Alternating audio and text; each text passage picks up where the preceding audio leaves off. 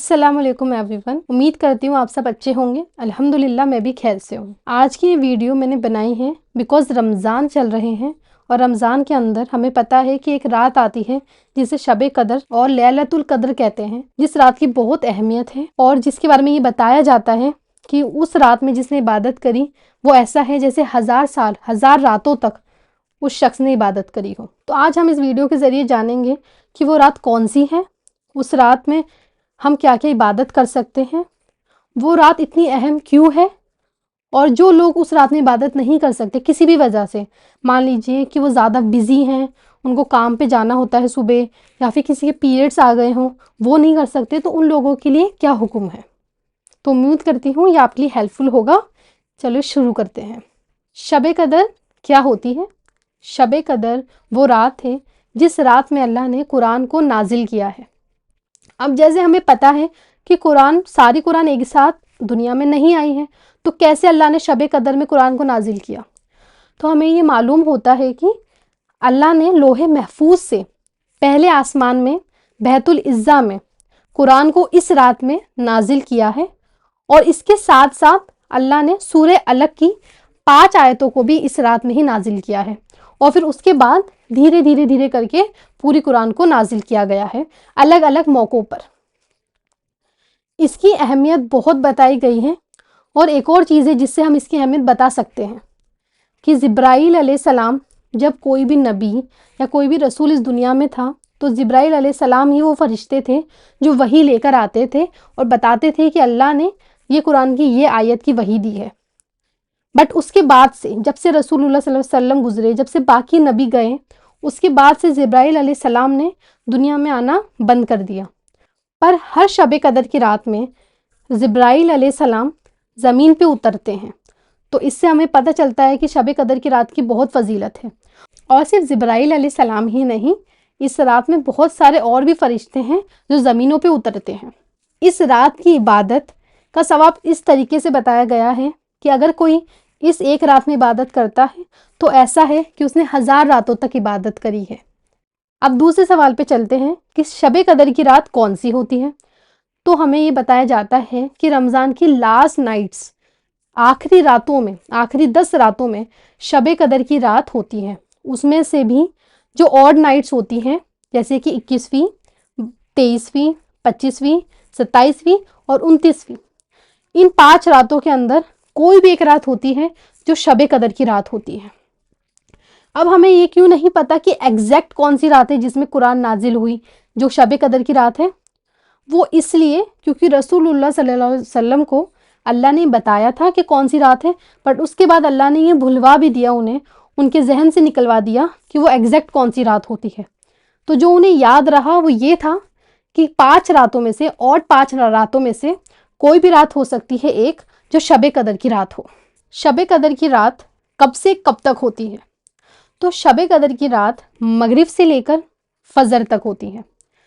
For example, अगर मान लीजिए आज 20वां रोज़ा है, और जैसे ही हमने इफ्तार किया और मगरिब का वक्त चालू हुआ, तो अब के दिन से सुबह फजर तक वो एक रात मानी जाएगी 21वीं, और उसके बाद जैसे ही 22वां रोज़ा आया और मगरिब हुई तो 23वीं रात शामिल हो गई, और वैसे ही मगरिब से फजर तक 23वीं रात मानी जाएगी, और ऐसे ही 21, 23, 25, 27 और 29वीं रात मानी जाती है।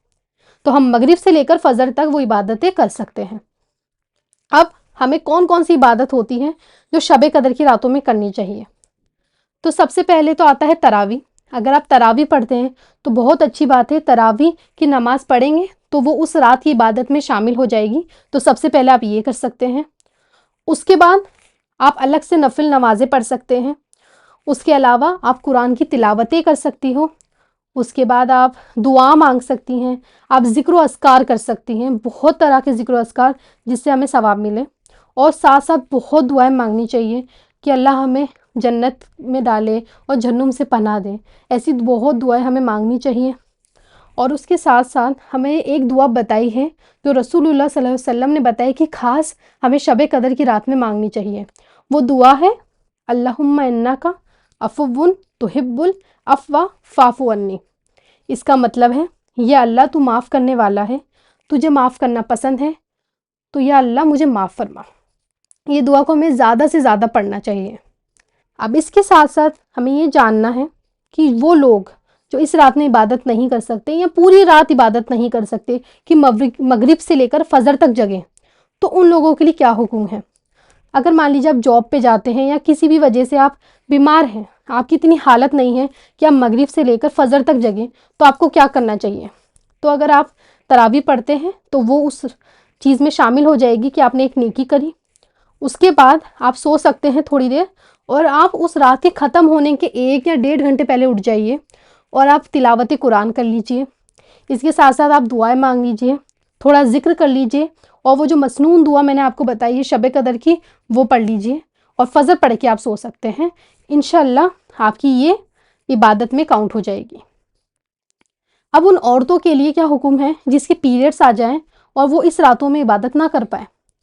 تو بہت ساری عورتیں جن کی پیریڈس آ جاتے ہیں وہ سوچتے ہیں کہ اب تو ہم کوئی عبادت نہیں کر سکتے، ہم کو کچھ نہیں کرنا ہے تو ہم سو سکتے ہیں، بٹ ایسا نہیں ہے۔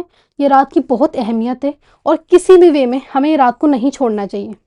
تو آپ کیا چیز کر سکتی ہیں؟ تو سب سے پہلے آپ ان لوگوں کی مدد کر سکتی ہیں جو شب قدر کی راتوں میں جگ رہے ہوں۔ آپ کو پتہ ہے آپ نہیں اتنی عبادت کر سکتے، تو آپ ان لوگوں کی مدد کریے، انشاءاللہ اللہ آپ کو اس چیز کا ثواب دے گا۔ اس کے ساتھ ساتھ ذکر آپ کر سکتے ہیں، کیونکہ ہمیں پتہ ہے کہ پیریڈس میں بھی ہم ذکر و اذکار کر سکتے ہیں۔ کیا ذکر و اذکار؟ سبحان اللہ، الحمدللہ، اللہ اکبر، سبحان اللہ و بحمدہ، سبحان اللہ العظیم، ایسی بہت سارے ذکر ہیں جو آپ کر سکتے ہیں۔ اس کے ساتھ ساتھ جو مسنون دعا میں نے آپ کو بتائی ہے، اللہم انک عفو تحب العفو فاعف عنی، یہ آپ پڑھ سکتی ہیں، اور اس کے ساتھ ساتھ دعائیں مانگ سکتی ہیں، بہت ساری دعائیں جو انشاءاللہ آپ کی مدد کریں گی۔ اور ایک اور لاسٹ چیز، ایک لاسٹ کام جو آپ اس رات میں کر سکتے ہیں وہ یہ ہے کہ آپ قرآن کو ٹرانسلیشن کے ساتھ پڑھیے۔ اگر آپ کمفرٹیبل ہیں ہندی کی قرآن پڑھنے میں تو وہ پڑھ لیجئے، اردو کی پڑھ لیجئے، یا انگلش کی، جس میں بھی آپ کمفرٹیبل ہیں۔ اس کے ساتھ ساتھ القدر، وہ جو سورہ ہے القدر، ان انزلناہ فی لیلۃ القدر، کہ ہم نے اس رات میں قرآن اتارا، یہ ایک پوری صورت ہے، اس کی ٹرانسلیشن بھی پڑھیے تاکہ آپ کو ایمان تازہ ہو بار بار۔ اس رات میں جگنا کتنا افضل ہے، کیونکہ اللہ نے خود اس رات کے لیے قرآن میں بتایا، اور ہم سب کو پتہ ہے کہ قرآن میں اللہ بہت بہت بہت امپورٹنٹ چیزوں کے لیے بتاتا ہے۔ تو امید کرتی ہوں اس ویڈیو کے ذریعے آپ نے شب قدر کے بارے میں کچھ جانا ہوگا، اور انشاءاللہ اس شب قدر آپ عبادت بھی کریں گے۔ اس سے ریلیٹڈ آپ کے پاس کوئی کوشچن ہو تو آپ پوچھ سکتے ہیں۔ جزاک اللہ خیر۔